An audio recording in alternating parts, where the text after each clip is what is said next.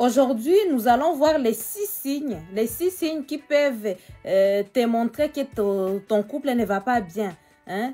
Les 6 signes d'alerte qui doivent te montrer que ton couple ne va pas bien du tout et que vous devez voir un thérapeute pour couple, quoi. C'est vraiment important.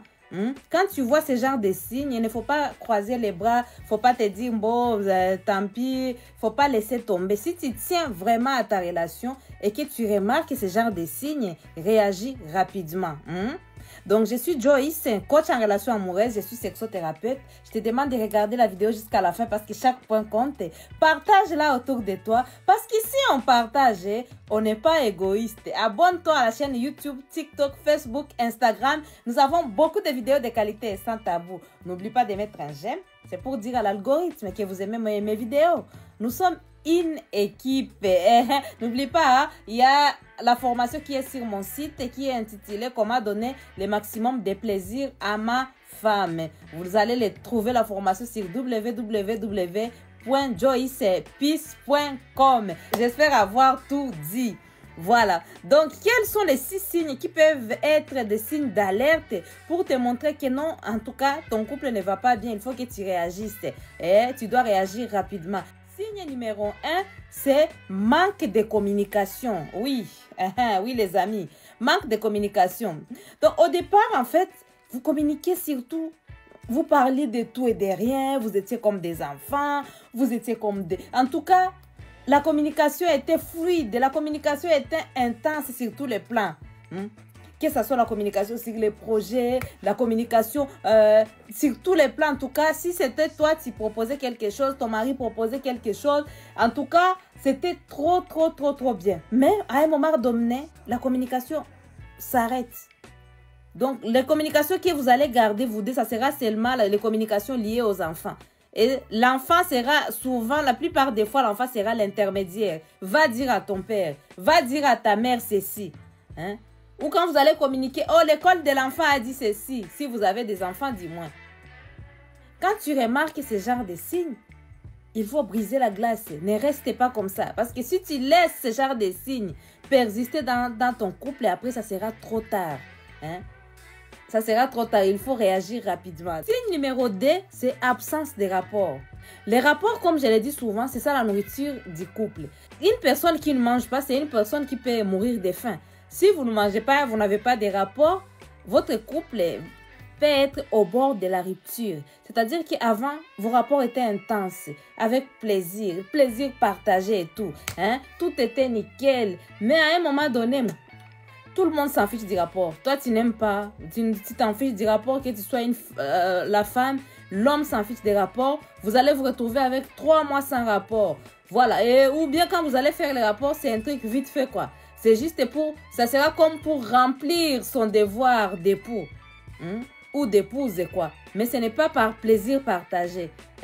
Et ça devient un peu lourd. Donc, quand c'est comme ça, il faut que vous puissiez réagir. Savoir comment nous sommes arrivés à ce niveau-là. Communiquer dessus. Si vous n'y arrivez pas, voir les sexothérapeutes. Voir les thérapeutes pour couple. Numéro 3, vous n'avez pas de projet ensemble. Vous n'avez plus de projet ensemble. Au départ, bon... Avant de faire quelque chose, tu demandais à ta femme, tu lui disais, ma chérie, je voulais investir dans tel domaine, je voulais faire ceci, cela, ok, on peut fusionner telle chose. En tout cas, il y avait une communication fluide par rapport à ça. Mais après, non, vous n'avez plus de projets ensemble. Si ce n'est pas les enfants, en tout cas, vous n'avez plus de projets ensemble. C'est là où on va voir un homme qui va construire au pays ou une femme qui va construire la maison au pays, dans un autre pays. La femme n'est pas même au courant. Ou nous qui sommes ici en Europe, vous allez voir un homme ou une femme qui va transférer l'argent au pays, qui va donner des choses. La femme n'est pas au courant, l'homme n'est pas au courant.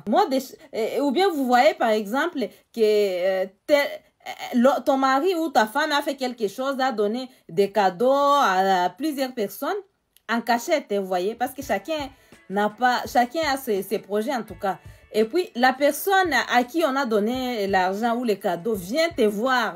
Toi, la partenaire, la femme ou le mari de cette personne. Et te dit, merci en tout cas pour les cadeaux. Madame nous a donné. Vraiment que Dieu vous bénisse. Quand on vient te dire merci, toi, dans ta tête, tu te dis merci, pourquoi? Mais tu ne peux pas dire ça devant les gens.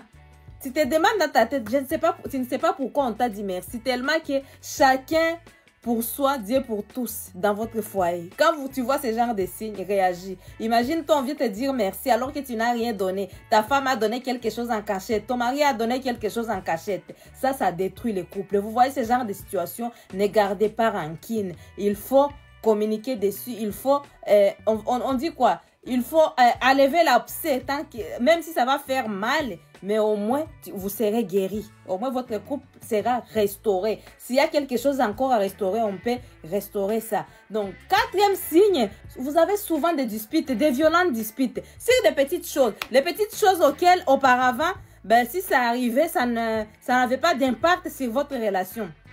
Mais là, des petites choses, des petites choses, vous vous disputez de ouf. Vous vous disputez. Donc, à chaque fois, c'est comme ça. À tel point que les maris décident, bon, je ne dirai rien. Même si je vois des choses, je ne dis rien. Sinon, ça va, la dispute va commencer. La femme aussi se résigne. Donc, vous vivez ensemble, mais vous êtes comme si vous êtes en colocation. Quand vous voyez ce genre de signes, réagissez parce qu'on peut avoir peut-être quelque chose encore à sauver. Cinquième signe, c'est-à-dire que tu vas te retrouver que tu ne veux pas rester avec ton mari.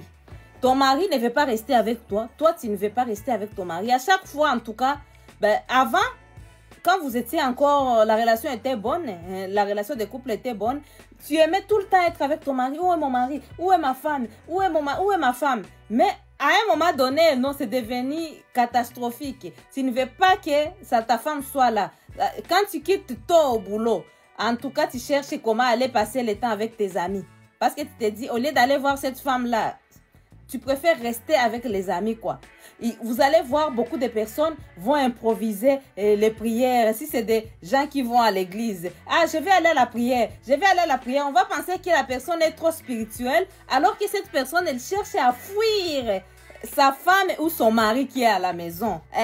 C'est très, très, très grave. La femme aussi veut rester avec ses copines. Je préfère les shopping. Les jours où les maris étaient restés en week-end, par exemple, au lieu de se dire on va passer une journée en amoureux, on va se faire plaisir, on aura beaucoup de temps, la femme se dit non, je vais aller avec mes copines. Que ce soit l'homme ou la femme, personne ne veut rester avec l'autre. Réagissez, cher couple. Ces signes-là, c'est des signes qui sont vraiment dangereux. Quand vous remarquez ce genre de signes, vous allez vous retrouver, à numéro 6, vous vous retrouverez en train de vivre ensemble seulement. Et quand vous vivez ensemble, ce n'est pas parce que vous aimez, c'est parce que l'homme se dit, ah, non, si je divorce, ça va te créer des problèmes dans les familles. Ah, je vais rester pour éviter les préjugés. La femme aussi, pareil, je reste pour éviter les préjugés. Comme ça, la famille, il n'y aura pas de soucis en famille. Et comme j'entre à l'église, comment les gens vont dire. Donc, tu vas vivre seulement pour faire semblant, pour montrer aux gens que vous êtes ensemble, mais entre vous, vous savez qu'il n'y a rien. C'est comme si vous vivez ensemble, mais chacun... C'est comme vivre seul dans la foule. Vous vivez ensemble, mais chacun vit seul. Quand tu remarques ce genre de situation, n'hésitez pas à demander de l'aide auprès des thérapeutes de couple. Ça peut être votre marraine. En tout cas, cherchez de l'aide.